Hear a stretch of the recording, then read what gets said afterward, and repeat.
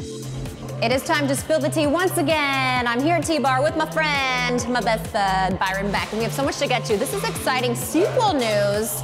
The Shining, after all this time, and it was very popular because they shot a bunch of it up at Timberline Lodge, correct? Yes. Getting a sequel with Ewan McGregor. Yeah, he's playing the little boy named Danny. Oh, okay. Like all grown up. All grown up. And it's based on another one of Stephen King's novels. And I'm sure the twins will show up, and it's going to be very strange. I don't know if they're going to shoot back here in Portland, though. Why after all this time, do you think? Are they making a sequel? I think sequels are easy. Yeah, that's true.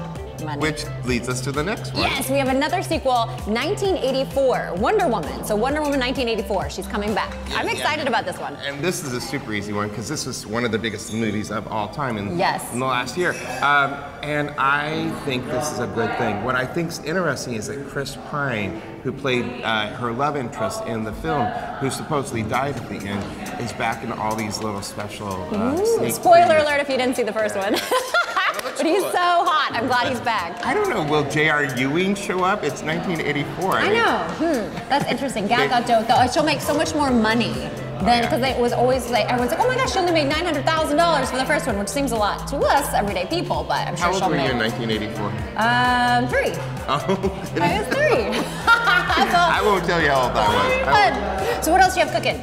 Well, it's interesting. Keeping on the movie theme. Yeah. We just had a screening, a wonderful benefit screening for the John Callahan Park of a John Callahan movie. Do you know who John Callahan is? It sounds familiar. He's a very famous cartoonist. Lived in Portland. He was quadriplegic. And there's a book he wrote, and he said, "Don't worry, he won't get far on foot." And Gus Van Sant made a movie of this with Jonah Hill and Joaquin Phoenix as John Callahan. Wow. Yeah, so they did a big benefit screening, and Gus was here. He's rarely in town anymore. He used to live here. And also Beth Ditto from The Gossip. She's a wonderful singer.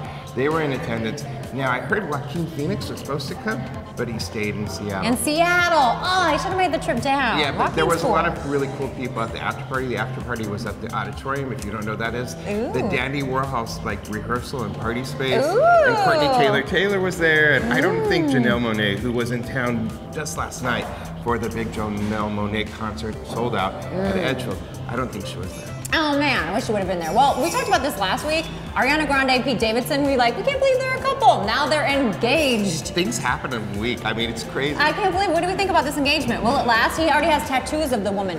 I don't think so. They're so young too, but it's love. It's love. On the other end of the spectrum. They've known each other a month. I know.